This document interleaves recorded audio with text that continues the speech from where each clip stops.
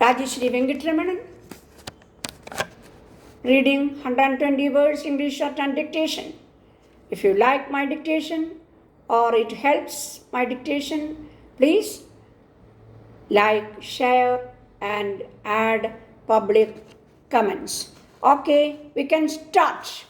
We removed the British from India, but we have still to remove the poverty from our country. We have to establish equality and provide justice to our people. We have not yet achieved this goal. The road is very long and difficult to travel, but we are trying to cover this distance with determination and unity. We know that our people need an opportunity. If they are given the proper opportunity, they can show results. That is why the main aim of our program is to provide this opportunity to our people. We know that since most of the people of India live in villages as farmers, we will have to help them in the first instance.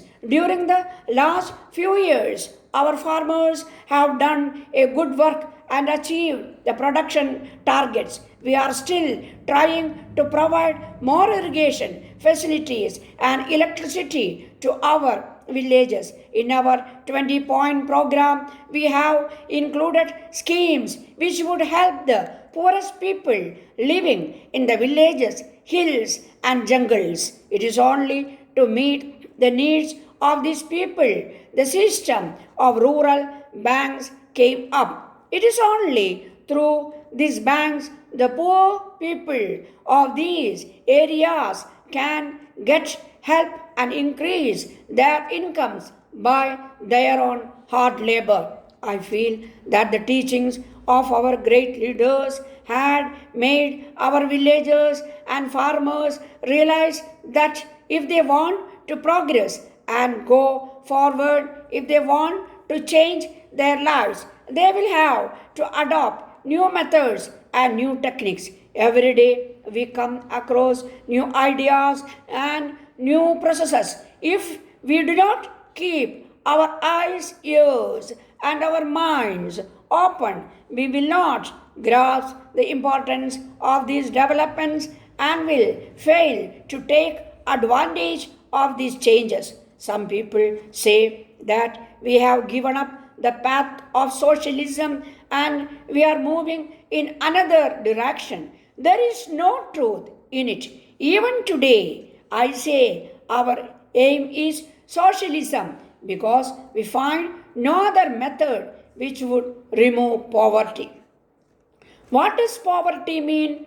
It means no food, no cloth, no house, no education. The main question before us is to provide all these to our people because this is the only mean of removing poverty. At the present juncture, our first and foremost duty is to increase production so that we may fulfill the needs of our people. As you are aware, our agricultural production is gradually increasing. In addition, our industrial production is also increasing fast. Then, what are the shortcomings? We have to be careful about the proper distribution of these commodities and consumer goods. We should see that all our produce is not consumed in the cities alone. These things should reach the people in places where they are more urgently needed.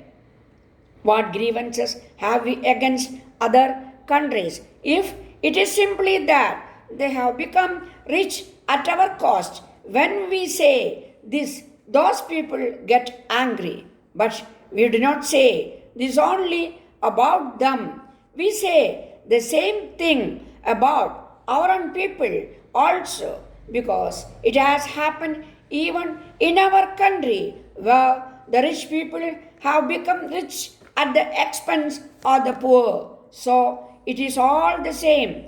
The blame which we put on rich countries equally applies to the rich people of our cities. This does not mean that we are against cities. This does not mean that we do not want our cities to progress further and become more beautiful. It means that people of our villages should also get the same facilities in all fields, whether it is education or something else. We have been somewhat successful in our fight against poverty. Wholesale prices have come down as compared to last year. Prices of essential commodities have also fallen.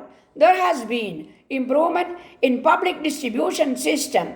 Production in the public sector undertakings has gone up. The landless poor people have been given lands. But in recent past, many agitations were resorted. Some people did all this intentionally. They received unduly high publicity. When the agitations were launched, I was least concerned about them. But when I realized that these agitations were getting encouragement from other countries, I got worried indeed. Whenever we show our strength, these foreign powers try to frighten us. It only means that they are waiting for a chance. If we slip anywhere, they would attack us again. We should understand these things with all their implications. I want to say that with all the emphasis at my command, that not only the educated people should understand these implications, but also the people of our villages and small towns. We should tell our people in every village and in every locality about these dangers.